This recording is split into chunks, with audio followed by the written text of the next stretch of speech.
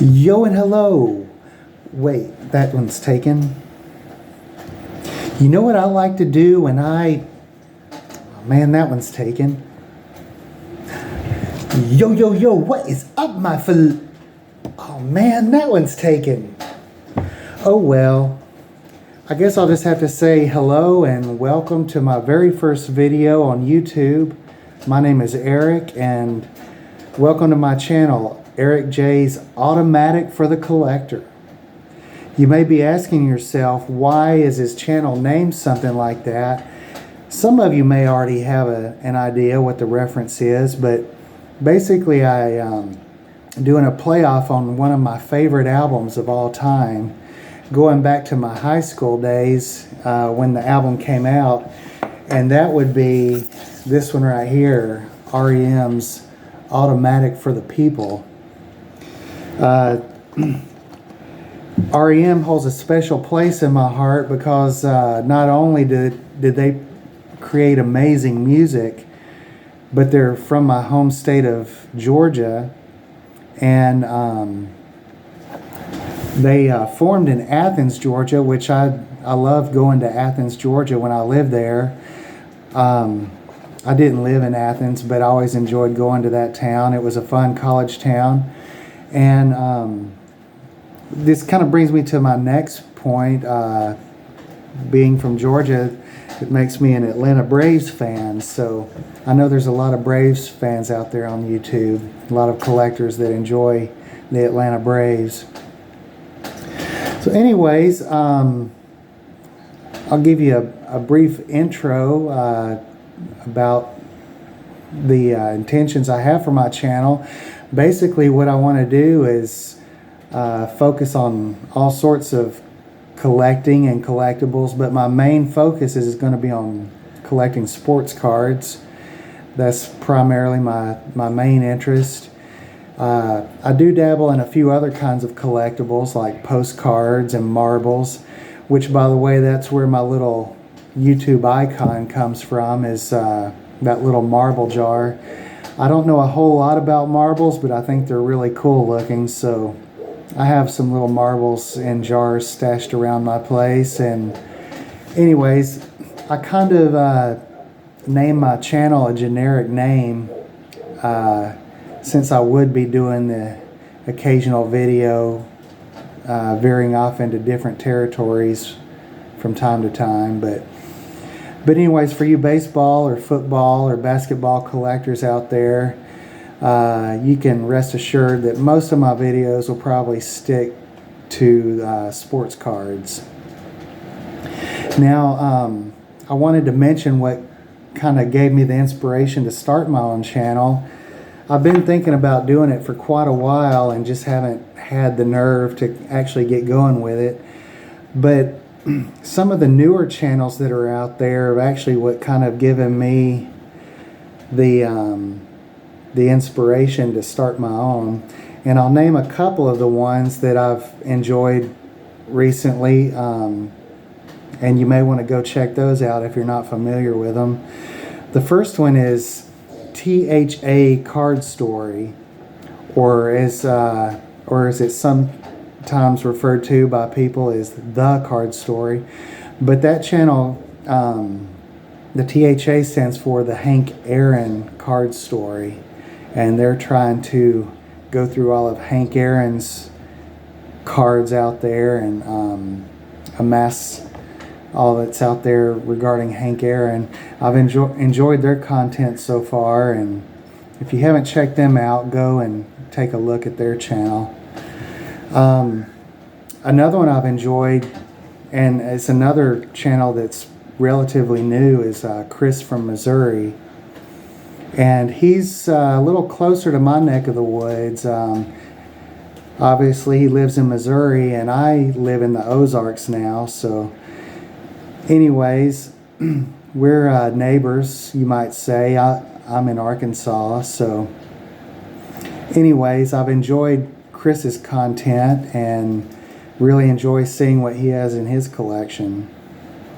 And then one other one that's relatively new is the Card Pyle. And I first discovered his channel when I was watching another channel that kind of gave him a shout out, and I've enjoyed seeing what the Card Pyle has to offer in his collection.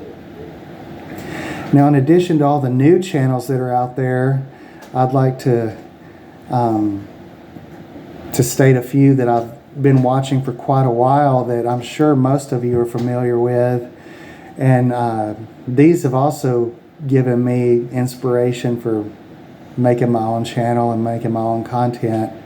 And I'll just list these real quickly. Blue Jacket 66. He's a wealth of information, and I've enjoyed learning a lot from his channel. Shoebox Legends. I think his channel's been around for a while, but that's another one that I'm pretty new to, and have to go and watch a lot of his older stuff to get caught up. But I've enjoyed his content very much. The John Mangini Collection. I really enjoy seeing all the unique and rare items he has to show, and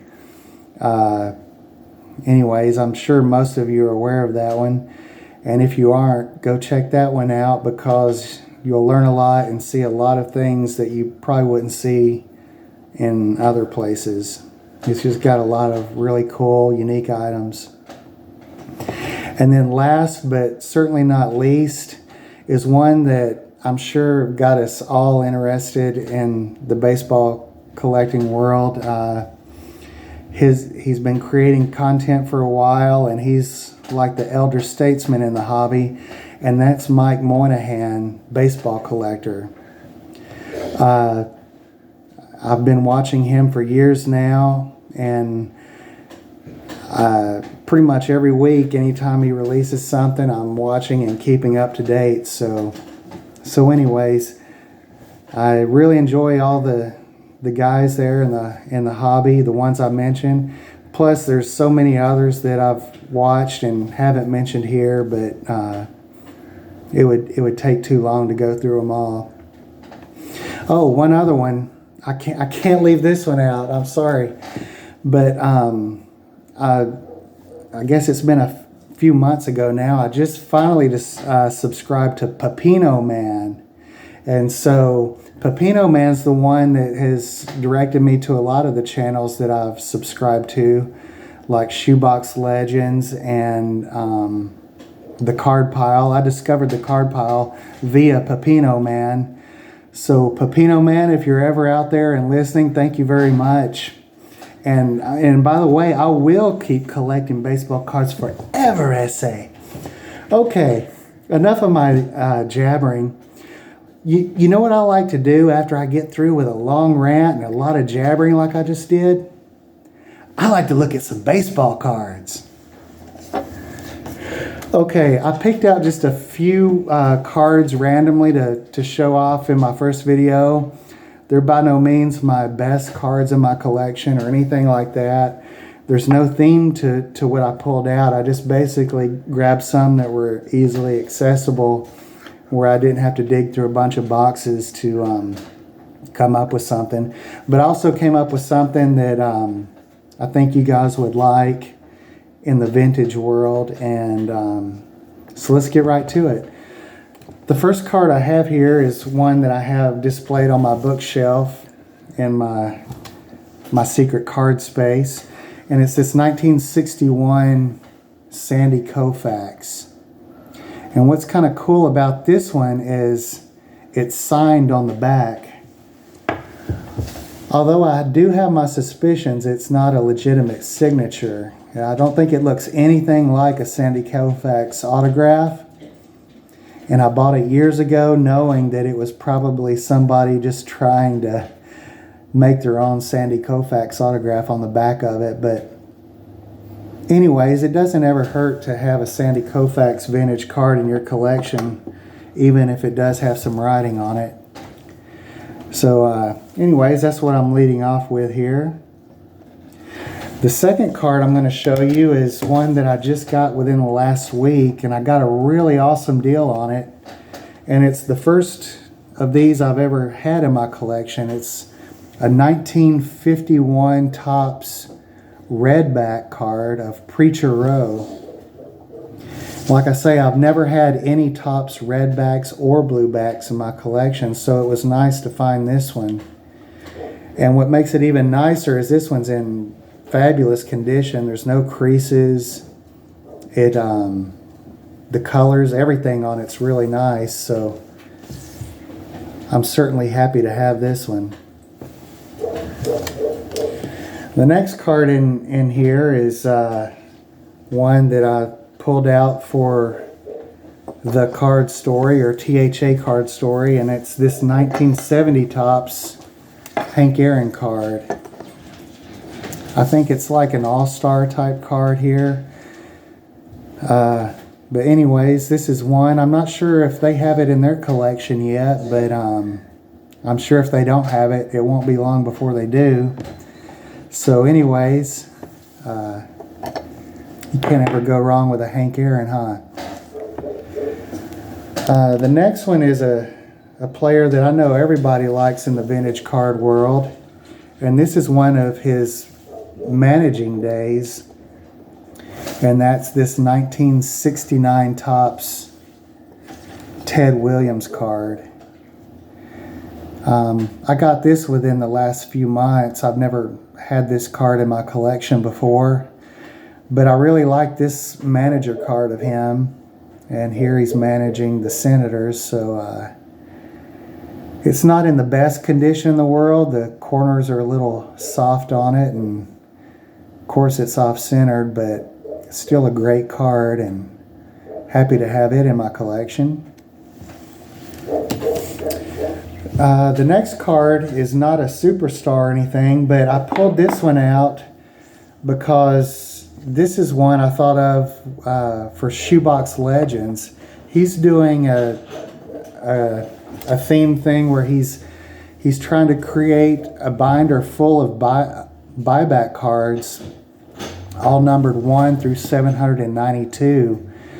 So he gets the buyback cards and puts them in a binder, and whatever the card number is, he sticks it in there and hopes to complete a full 792 card set one day of all buyback cards.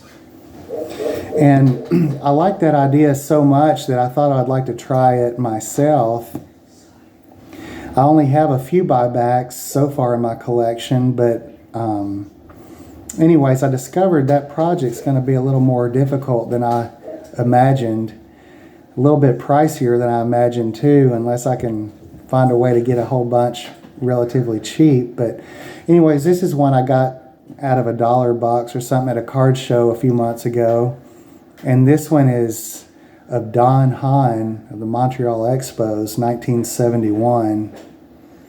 I really like the buybacks, and when he told me about that project he was doing, I commented on his channel and said I've never been interested really in building sets. I pretty much just like to get whatever interests me as far as collecting goes, but I've never been a set builder. But that project was so interesting that I thought, hey, I'd like to give it a shot. So who knows, maybe I will tackle that as I accumulate more buybacks. The next card is another nice 1971 card of Lou Brock. I think this particular card, I'm not 100% certain, but I think this is one of the high numbers in this set, which is a little more difficult than the other cards in the 1971 set. I didn't have this card in my collection until recently. This is another one I got just a couple months ago. So anyways, it's a pretty decent condition-wise card. Again, maybe a little off-center. The corners aren't super sharp, but it's a nice presenting card. So anyways, and there's a lot of Cardinals fans out there, a lot of Lou Brock fans, so this is another one you can't go wrong with as a vintage collector. And the next card I have to show off here is really kind of an oddball card thing I got Someone gave it to me not too long ago, but it's not a sports card per se, but it's an old schedule, a football schedule of the St. Louis Cardinals football team. And this is a schedule from 1966, and it gives their full playing schedule for that year. And at the bottom down here is an advertisement for Falstaff beer, which is really cool. So I don't know if any of you guys have ever seen any of these, or I don't know how rare it would be or anything like that. But just definitely a neat little piece and something you don't see every day. So thought I would throw this in here just to give you something a little bit different that you may not have seen before. And then last but not least, the last time I pulled out to show is just something I like because I'm a Braves fan, and it's this Atlanta Braves sticker from Fleer. And I believe this one is, I would guess from the early 80s. It doesn't have a date printed on it, and I could have done some research before making this video. Unfortunately, I didn't do the research, so I don't have the exact date to give you, but anyways, being a big Atlanta Braves fan, I thought this sticker was really cool. It has that vintage look to it and the old Braves logo with the Indian chief there. So hope you Braves collectors out there will enjoy seeing this. And then the back side of the sticker had a sort of puzzle thing where it's a puzzle of a World Series related thingamajigger. So anyways, I just thought this was really cool. Probably not worth more than $1 or $2, but like we say, us collectors, it's not really about the value or the investment or anything like that. It's just enjoying what you collect. And like Chris from Missouri always says at the end of his videos, remember, it's only a hobby. Collect what you like. And that's what I live by when I'm collecting. I don't really do it based on what its value is or what its investment potential is. I just collect what I like, and if I get tired of it a few years down the line, I'll trade it or sell it and get something else I like. So anyways, I thank you guys for watching. Sorry if I rambled on too long, but I've got a lot of great content to make for you guys and show my collection over time, and I'm sure you'll enjoy it. I've got some really interesting pieces, stuff that'll blow this stuff out of the water. So I do hope you will take the time to check out my future videos, and I do plan on making a second video really quickly if I can get this first one to pan out all right. I'm going to try to make a video response for THA Card Story, the one they're doing about combo cards. I've got some really cool combo cards that I'd like to show off, so please check that one out. And if you think you're going to like what I have to offer, then just go ahead and subscribe. I'd really appreciate it. And until next time, like Mike Moynihan always says, keep collecting. Thank you. See you later. Bye-bye.